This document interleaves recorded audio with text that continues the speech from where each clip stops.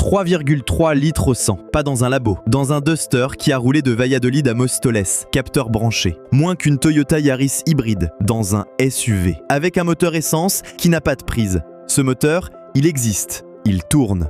Et la Commission européenne, qui vous expliquait il y a 2 ans que le thermique était mort, vient d'écrire noir sur blanc en décembre dernier qu'elle révise l'objectif 2035, pas supprimé, révisé, de 100% à 90%. Tout pile au moment où Horse Powertrain sort ce moteur du garage. Un moteur qui fait 3,3 litres au 100 sur un SUV de plus de 4 mètres, ça n'existait pas il y a 6 mois. Aujourd'hui, ça roule sur les routes espagnoles. Et ceux qui l'ont construit ne sont pas des petits ingénieurs isolés qui ont trouvé la recette dans leur garage. C'est un consortium que personne n'aurait su nommer il y a 18 mois. Horse Powertrain, Renault, 45%, Geely le chinois, 45%, Aramco le saoudien, 10%. Siège à Londres, usine à Valladolid et Séville, valorisation 7,4 milliards d'euros. Voilà qui a construit ce qu'on essaie de vous vendre comme la renaissance du thermique français. Le bloc, techniquement, c'est un 3 cylindres 1,2 litres turbo-essence que vous connaissez peut-être déjà, le HR12 de l'alliance Renault-Nissan, celui qui est sous le capot de la Clio 115, du Duster Mild Hybrid 140, du Bigster. Un moteur massivement produit, massivement éprouvé. Horse l'a repris et l'a refait. Taux de compression porté à 17 pour 1. Dans un essence moderne de série, on est à 10 ou 11 pour 1. Le rapport de compression, c'est la force avec laquelle le mélange air-essence est écrasé dans le cylindre, avant que la bougie crache l'étincelle. Plus vous compressez, plus vous extrayez d'énergie par goutte d'essence. Mais plus vous compressez, plus vous risquez le cliquetis, l'auto-allumage, le mélange qui s'enflamme tout seul avant la bougie. Ça détruit un piston en quelques minutes. Pour tenir ce 17 pour 1, ils ont mis un système d'allumage haute énergie, un turbo à géométrie variable et une vanne EGR nouvelle génération directement inspirée du diesel. Résultat, 44,2% de rendement thermique. Autrement dit, sur 100 € d'essence que vous versez dans le réservoir, 44 € finissent réellement sous forme de mouvement aux roues. Les 56 autres partent en chaleur et en frottement. Pour situer, un bon essence moderne tourne entre 30 et 35%. Les meilleurs thermiques de grande série atteignent 40, 41%, 44%. C'était jusqu'à présent le domaine de la Formule 1, des moteurs qui coûtent plusieurs millions d'euros la pièce. Et Horse nous dit qu'ils vont mettre ça dans un Duster à vendre en concession. Vous voyez où je veux en venir. Sur le papier, c'est de la technique sérieuse. Le chiffre de 3,3 litres n'est pas sorti d'un rapport PowerPoint. Il a été mesuré sur une route d'Espagne, dans un véhicule de série transformé, sur un trajet complet. Mais il y a un détail que personne sur les autres chaînes n'a posé clairement devant vous. Un détail qui change la nature du dossier. Ce détail, il n'est pas dans le moteur. Il est dans la pompe à essence. Le moteur H12 n'atteint son bilan écologique annoncé qu'avec un carburant spécifique, le Nexa 95. Une essence 100% renouvelable développée par Repsol, le pétrolier espagnol, fabriquée à partir d'huile de friture usagée, de graisse animale, de résidus agricoles. Zéro pétrole. Production industrielle lancée à Tarragone en octobre 2025. Une deuxième usine en construction à Puerto Llano pour fin 2026. Distribution actuelle, une 30aine de stations-service, toutes en Espagne, principalement à Madrid et en Catalogne.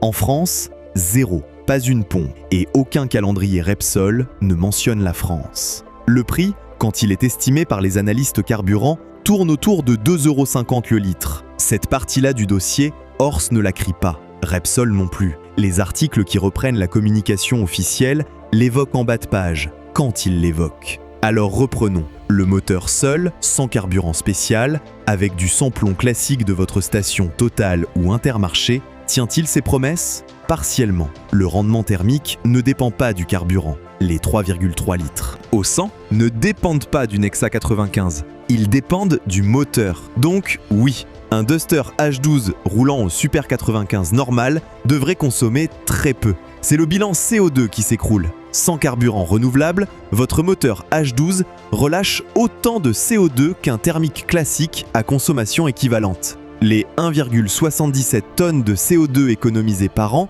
chiffre brandi partout, c'est avec Nexa 95 uniquement. Sans lui, le H12 est un très bon moteur essence sobre. Avec lui, c'est un véhicule à bilan carbone réduit. Deux choses très différentes, confondues systématiquement dans la communication. Et pendant qu'on vous explique que ce moteur va sauver le thermique, regardez où étaient les constructeurs japonais pendant ce temps. Toyota Yaris hybride, consommation WLTP annoncée entre 3,8 et 4,3 litres au 100, fabriqué à Valenciennes, en France. 21 950 € en entrée de gamme depuis 2020, pas 2026. Toyota Yaris Cross hybride, record mesuré en conditions réelles par les testeurs indépendants. 3,55 litres au 100 km dans un SUV avec du Super 95 classique dans toutes les stations-service du pays. Et l'ancienne génération de Yaris hybride, elle tournait déjà à 3,3 litres annoncé en cycle mixte. 3,3 litres, le chiffre magique d'Ors en 2026. Toyota l'affichait il y a 10 ans sur une voiture en concession. Ce que Ors vient de faire, c'est rattraper Toyota avec 6 ans de retard, en y ajoutant un carburant que vous ne trouverez pas chez vous. C'est ça, la révolution qu'on vous vend. Avant d'aller plus loin, un mot sur ce que ça veut dire concrètement pour vous. Parce que si on peut vous promettre un moteur révolutionnaire un mois et vous fermer une usine le mois suivant, qu'est-ce qui vous reste de fiable à acheter en concession aujourd'hui? Quel constructeur tient ses moteurs debout au-delà de 250 000 km? Lequel vous met dans la panade à 90 000 km comme le PureTech? C'est exactement le travail que je fais dans mon guide « Les marques et moteurs à fuir contre choisir », édition 2026. Ce qui casse, ce qui dure, qui a menti, qui tient. Disponible sur heurdelauto.com, rubrique boutique, e-book, à 6,85 €. 30 ans de garage, mis par écrit, pour vous éviter de payer 25 000 € une voiture qui sera chez moi au pont dans 5 ans. Reprenons maintenant le vrai sujet, parce qu'il faut appeler les choses par leur nom. Le H12 n'est pas une invention tombée du ciel, c'est un produit qui arrive précisément au moment où la Commission européenne avait besoin qu'il arrive. Décembre 2025, Bruxelles révise l'objectif 2035. On passe de 100% zéro émission à 90% de réduction. Les 10% restants peuvent être compensés par de l'acier bas carbone, des e-fuels, des biocarburants. Les hybrides rechargeables, les hybrides légers, les moteurs à combustion interne continueront d'exister après 2035. Le même mois, Ors Powertrain sort le H12. Février 2026, dévoilement officiel du moteur. Avril 2026, présentation presse sur route. La convergence est si nette qu'elle vaut démonstration. Aramco, le saoudien, est entré au capital d'Ors en décembre 2024, exactement 12 mois avant la révision de l'objectif 2035. Je vous laisse juger si ces gens-là investissent par hasard ou s'ils achètent à l'avance des parts dans un futur qu'ils ont aidé à écrire. La citation officielle de Ors Powertrain, c'est Jesus Frances, directeur stratégie de Ors Technology, qui la porte. L'ennemi est le CO2, pas la technologie. Traduction, on vous a expliqué pendant 10 ans que le moteur thermique était l'ennemi. On vient de s'apercevoir qu'on vous avait désigné le mauvais coupable. Formulation de lobbyiste. Une phrase qui efface 10 années de destruction industrielle d'un revers de manche. Sans excuse, sans bilan, sans que personne ne rende de compte. Et pendant ces 10 années, il s'est passé quoi? Regardez la carte. Regardez ce qui s'est fermé. Le 16 avril 2026, 2 jours après la présentation presse du H12 en Espagne, Stellantis annonce l'arrêt définitif de la production automobile dans son usine de Poissy. Pas un ralentissement, un arrêt. Alors qu'Ors fait un moteur thermique révolutionnaire en Espagne, la France perd une usine française qui fabriquait des voitures thermiques françaises depuis des décennies. Renault a aménagé ses usines marocaines sous la direction de son pôle industriel espagnol. Ors Powertrain, dont l'actionnaire principal est Renault, fabrique à Valladolid et Séville. Le Duster qui a fait rouler ce moteur est produit en Roumanie, à Mioveni. Ce qu'on vous présente comme la renaissance du thermique européen est produit partout, sauf en France. La souveraineté automobile française est répartie entre l'Espagne, la Chine, l'Arabie Saoudite et le Royaume-Uni via Londres. Et pourquoi personne au sommet ne dit rien?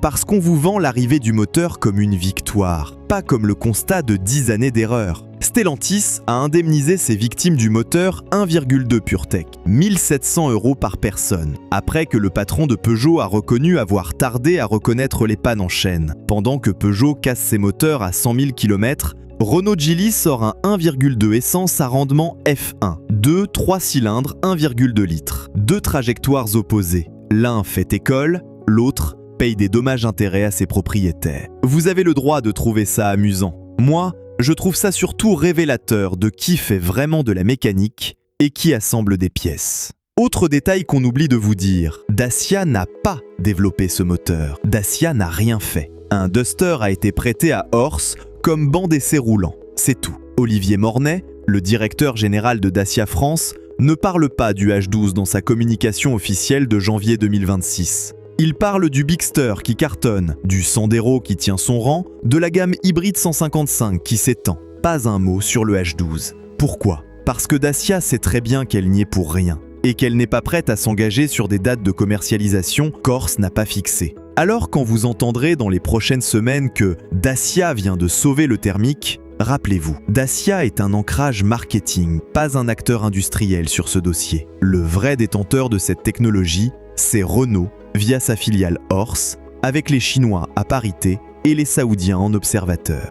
Dacia pourrait être la première marque à recevoir le moteur, ou pas, on n'en sait rien. Aucune date de série, aucun engagement tarifaire, 2 prototypes, et derrière, le silence. Ce silence vaut lui-même signal, parce que si Renault avait la certitude de pouvoir sortir ce moteur en concession l'année prochaine, Olivier Mornay l'aurait annoncé. Il ne l'a pas fait. Revenons à vos vraies questions. Si vous roulez en Duster actuel, est-ce que votre voiture va être obsolète dans 3 ans ? Non. Le H12 est un nouveau moteur pour les futurs Duster. Ça ne touche pas au vôtre. Si vous comptiez acheter un Duster hybride 155 cette année à 26 900 €, faut-il attendre le H12 ? Mon conseil, franchement, ne comptez pas dessus. Un moteur à l'état de prototype, sans date, sans prix, sans réseau de distribution pour son carburant idéal, c'est de l'annonce, pas du produit. Ce qui est en concession chez Dacia, c'est le hybride 155 à 4,6 litres au 100, ou le mild hybride 140 à 5,4 litres,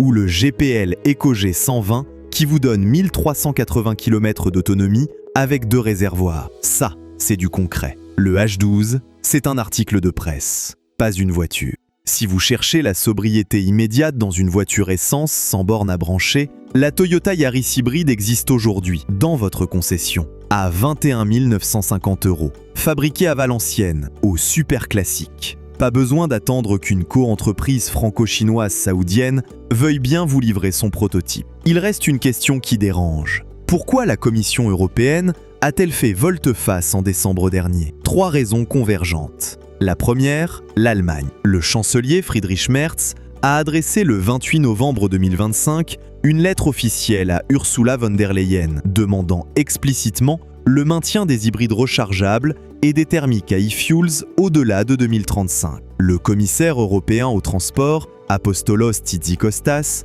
a confirmé publiquement que cette lettre avait été très bien reçue à Bruxelles. Le lobby allemand, appuyé par BMW, Volkswagen, Mercedes, Porsche et Audi, n'a pas perdu. Il a gagné. La deuxième raison, l'effondrement des ventes EV en Europe. Le patron de Mercedes, Ola Källenius, également président de l'ACEA, le lobby des constructeurs européens, a déclaré en septembre 2025 que l'objectif 2035 était inatteignable, sans flexibilité. Troisième raison, la Chine qui dépasse l'Europe sur l'électrique, rendant la ruine industrielle évidente à tous.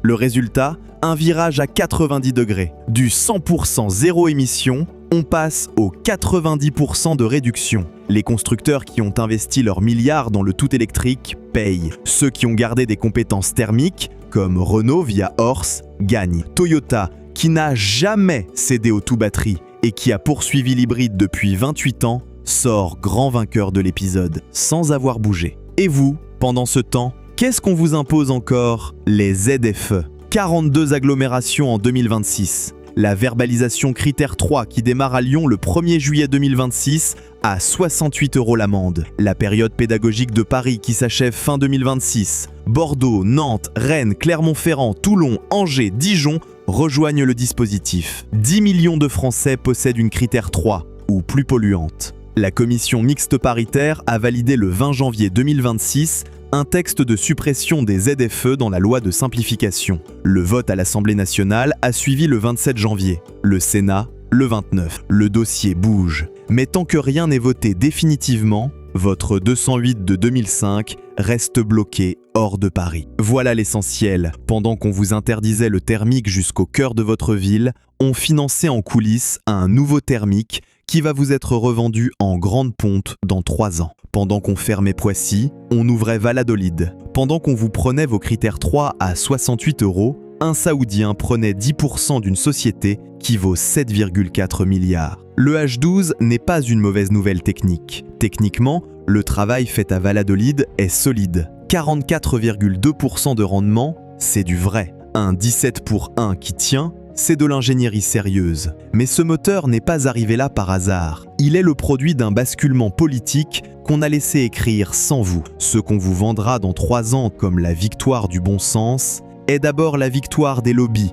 qui ont perdu une première manche en 2023 et qui viennent de gagner la deuxième. Le thermique n'est pas sauvé. Le thermique est reprogrammé par d'autres acteurs, produit ailleurs, vendu avec un carburant que vous ne trouverez pas avant plusieurs années. Et on vous présentera ça comme une victoire française. C'est tout sauf ça.